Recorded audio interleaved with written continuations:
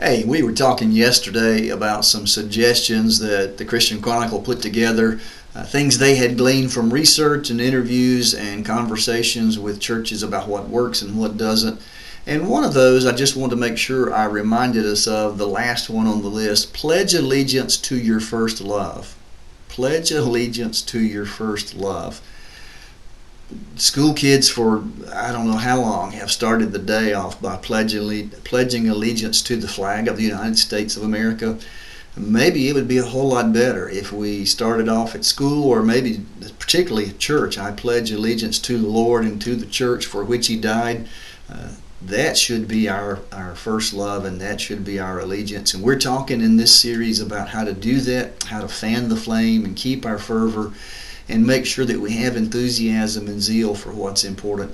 So I am encouraging you, and I think that suggestion is probably right on target. If you want to build a church where there is enthusiasm and there is spiritual fervor, pledge allegiance to your first love. So let's be talking about and thinking about how to do that and how to move in that direction. And I think one of the things, we've been talking a lot about some different ideas, and we're kind of compiling a list about what fuels the flame and what builds that spiritual fervor, and we'll come back to that in just a minute. But one of the things that fuels a fire or creates a fire is fire. We're fascinated by fire, and fire tends to spread and to grow and to start other things on fire. John Wesley, for whom the Wesleyan Church and the Methodist movement is named, said a long time ago, "Set yourself on fire and people will come from miles around to watch you burn." I think that's true for a church. If a church is on fire, if it has it, folks will flock to find out what's going on. Nothing draws a crowd like a crowd. Nothing generates enthusiasm like enthusiasm.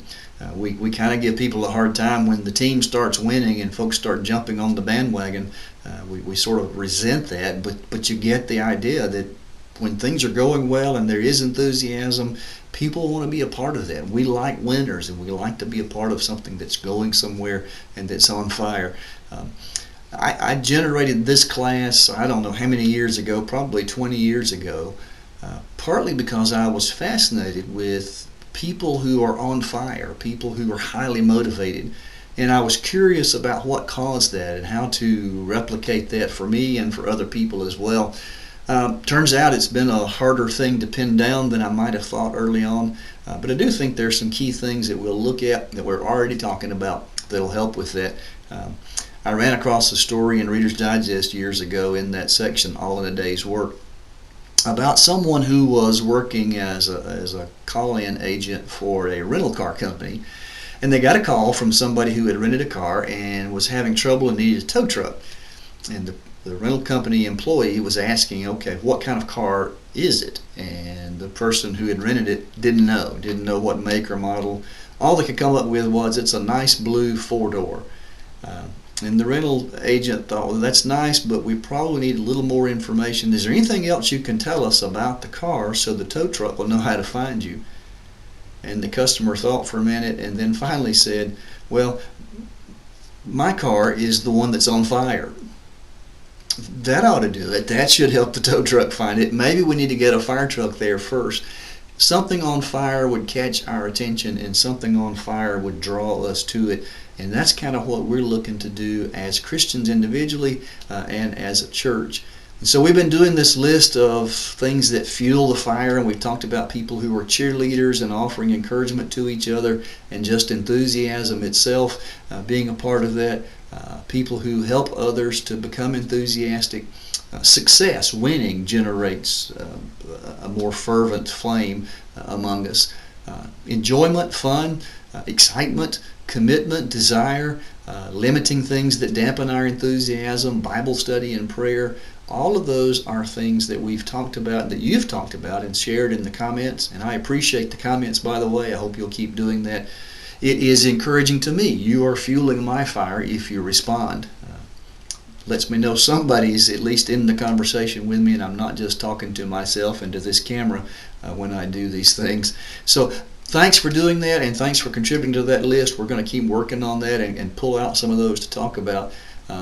But to go back to that idea that nothing fuels enthusiasm or breeds enthusiasm quite like enthusiasm. Where does the fire get started? Fire will kind of keep going usually if there's something to fuel it, something it can get to, it'll keep burning. But what gets it started? And I want to suggest to you, really, the origin is God himself. Hebrews 12:28. This is after the long list of heroes of faith and a variety of reminders about Old Testament history for the Jews. And he comes to this place and he says, we need to worship God with reverence and awe, for our God is a consuming fire. If you read that and you're paying attention, you may notice it's in quotation marks, and if you have a Bible with notes, it may refer you back to Deuteronomy 4. Our God is a consuming fire. It's a very old idea that goes all the way back to Deuteronomy and all the way back to the Old Testament.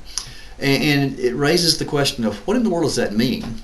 Why would Moses describe God as a consuming fire, and why would Jewish people think of him that way, and why would the Hebrew writer who is writing to Jewish thinking people describe God as a consuming fire? Maybe the answer comes from Exodus 24:17. Moses is on the mountain. God is giving him instructions, including the Ten Commandments, but much broader than that. And when he comes down from the mountain, while he's on the mountain, it says that his glory on the mountain looked to the Israelites down below as if it were a consuming fire on top of the mountain. When they looked up where Moses was, it looked like the mountain was on fire and it was going to burn the mountain up. Think of a flaming volcano on top of the mountain. That's what they're seeing, and that's where Moses is. And you can imagine how much fear, awe that would inspire in them. And so that's the scene. And when Moses comes down, it says that his face was so radiant he had to put a veil on because he was scaring people. He was freaking them out. Being in the presence of God was like being near a consuming fire. And when Moses came away from that experience, he himself was glowing or radiant, or we don't know exactly what that means. So here's my thing. One of the things maybe we need to be thinking about in terms of fueling the fire and fanning the flame and having spiritual fervor is, how close are we getting to God? How much time are we spending with God? Or are we letting him ignite that fire? Some of you have mentioned Bible reading and hearing messages, sermons, classes, and prayer as ways to fuel the fire, and I think that's right on target. Just time thinking and meditating about God. So here's your challenge today. This is what I want you to do in the comments. Try to remember when you first became a Christian and think about that first love, that first reaction, that first enthusiasm. Were you excited? What did it feel like? Tell us in the comments what you remember about how you felt when you became a follower of Jesus and you came up out of the water of baptism, your sins were forgiven, and heaven was your destiny. What did that feel like? Describe that if you can. For some of us, it's been a long, long time.